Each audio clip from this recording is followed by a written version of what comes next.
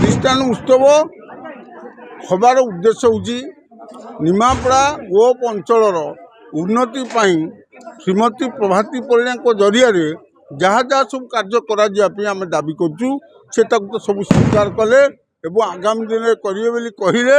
ଅନେକ ଆଧରୁ କରିସାରିଛନ୍ତି, rail line କରିଛନ୍ତି, ଜିଲ୍ଲା ଆମର ମ୍ୟୁନିସିପାଲିଟି ଡିକ୍ଲାରେସନ୍ କରିବା ପାଇଁ କରିଛନ୍ତି।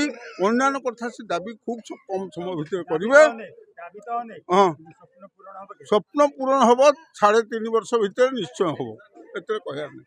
सोसाइटी गोटे संस्था नुहे सेटा आमर जो सिविल सोसाइटी मेंबर माने आम सरकार मिसिकी एटा निमापड़ार विकास गोटे सामूहिक आरंभ यदि सामूहिक प्रयास चलो निमापड़ार विकास निश्चित हम।